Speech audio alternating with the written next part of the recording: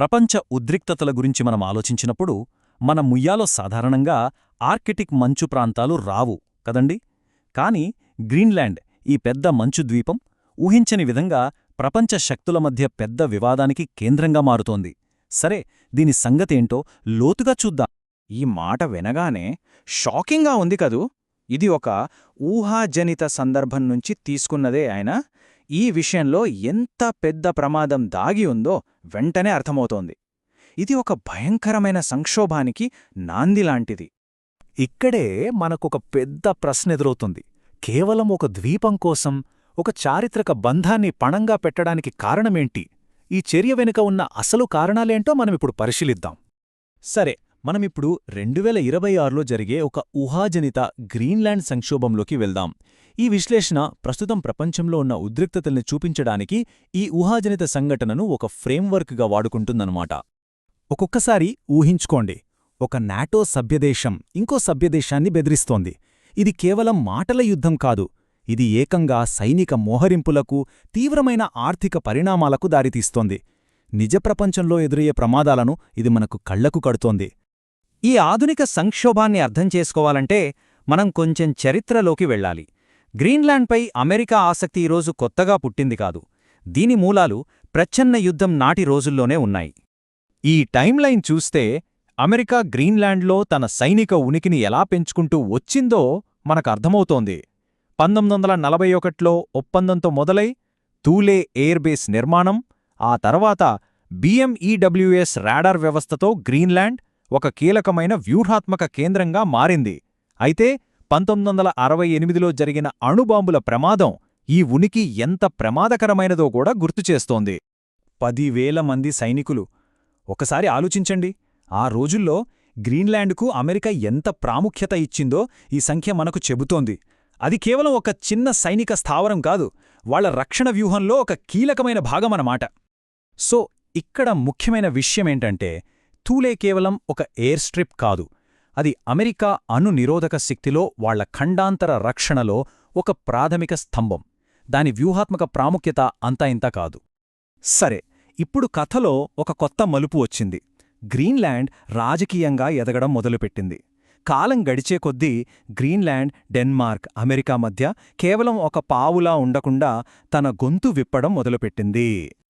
ఈ సంక్లిష్టమైన దౌత్య సంబంధాలను అర్థం చేసుకోవడానికి టూ లెవెల్ గేమ్ థియరీ అనే ఒక కాన్సెప్ట్ మనకు ఉపయోగపడుతుంది. సింపుల్గా చెప్పాలంటే, ప్రభుత్వాలు ఒకేసారి 2 ఆటలాడుతుంటాయి. ఒకటి అంతర్జాతీయ స్థాయిలో, మరొకటి దేశీయ స్థాయిలో. ఈ చాట్ ఆ మార్పును చాలా స్పష్టంగా చూపిస్తుంది. చూడండి, 2004 ఎగాలికో ఒప్పందానికి ముందు ఇది అమెరికా, డెన్మార్క్ మధ్య ఒక సింపుల్ గేమ్. కాని 2004 తర్వాత గ్రీన్లాండ్ కూడా ఆటలోకి వచ్చింది. ఇప్పుడు ఇది అమెరికా, డెన్మార్క్, గ్రీన్లాండ్ మధ్య ఒక సంక్లిష్టమైన త్రిముఖ పోరుగా మారింది. ఇది చాలా కీలకమైన మార్పు. గ్రీన్లాండిక్ కార్డ్ అంటే ఆ ద్వీపం యొక్క వ్యూహాత్మక ప్రాముఖ్యత ఇప్పుడు గ్రీన్లాండ్ చేతిలోనే ఉంది. తమ రాజకీయ, ఆర్థిక లక్ష్యాలను సాధించడానికి వాళ్లు దాన్ని ఎలా ఉపయోగించాలో నేర్చుకున్నారు. ఇప్పటివరకు మనం సైనిక, రాజకీయ విషయాలు చూశాం కదా. ఇప్పుడు అసలు కథలోకి వద్దాం. డబ్బు, వనరులు. గ్రీన్లాండ్పై ప్రపంచ ఆసక్తిని మళ్లీ రేకెత్తించిన ఆర్థిక అంశమేంటంటే అక్కడున్న అపారమైన ఖనిజ సంపద. ఈ అరుదైన భూమి ఖనిజాలు అంటే రేర్ ఎర్త్స్ 21వ శతాబ్దపు ఆర్థిక వ్యవస్థకు జీవనాడిలాంటివి. మనం వాడే ఎలక్ట్రిక్ కార్ల నుండి దేశ రక్షణకు వాడే గైడెడ్ క్షిపణుల వరకు ప్రతిదానికి ఇవి కావాలి. వీటిని ఎవరు కంట్రోల్ చేస్తే భవిష్యత్ టెక్నాలజీని వాళ్లు కంట్రోల్ చేసినట్లే. ఈ టేబుల్ చూస్తే ఒక విషయం చాలా క్లియర్గా అర్థమవుతుంది: చైనాదే ఆధిపత్యం. కానీ ఇక్కడ గ్రీన్లాండ్ని చూడండి, 1.5 మిలియన్ మెట్రిక్ టన్నుల నిల్వలు. ఇది దాదాపు యునైటెడ్ స్టేట్స్ దగ్గర ఉన్నంత ఇంకా తవ్వని భారీ సంపదనమాట. నిల్వలు ఒక ఎత్తు అయితే ఉత్పత్తి మరో ఎత్తు. ఈ చార్ట్ అసలు కథను చెప్తుంది. చైనా 2,70,000 టన్నులను ఉత్పత్తి చేస్తుంటే గ్రీన్లాండ్ ఉత్పత్తి ఎంత? 0.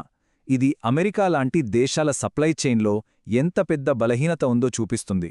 అదే సమయంలో గ్రీన్లాండ్లో ఎంత పెద్ద అవకాశం ఉందో కూడా హైలైట్ చేస్తుంది. సరే, ఇప్పుడు మన దగ్గర పూర్తి చిత్రముంది. చరిత్ర, రాజకీయం, ఆర్థిక కారణాలు అన్నీ తెలుసుకున్నాం. ఇప్పుడు మనం మొదట చెప్పుకున్న 2026 కల్పిత సంక్షోభానికి మళ్లీ వెళ్దాం. దాని వెనుక ఉన్న అసలు కారణాలు ఇప్పుడు మనకు బాగా అర్థమవుతాయి. చూస్తుండగానే పరిస్థితి ఎంత వేగంగా చేదాటిపోగలదో ఈ టైమ్లైన్ మనకు చూపిస్తుంది.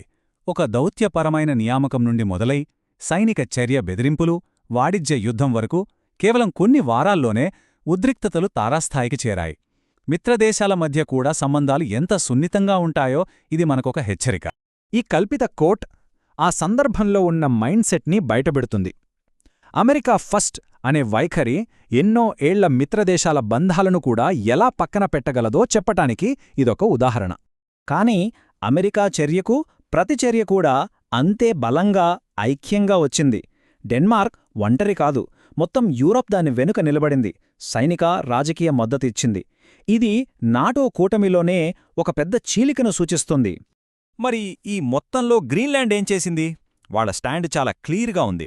ఈ కల్పిత కథనంలో బెదిరింపులు, ఆర్థిక ప్రలోభాలు ఉన్నప్పటికీ వాళ్ల విధేయత వాళ్ల చారిత్రక సంబంధాలతోనే ఉందని స్పష్టం చేశారు. ఇది వాళ్ల స్వీయ నిర్ణయాధికారానికి ఒక బలమైన ప్రకటన.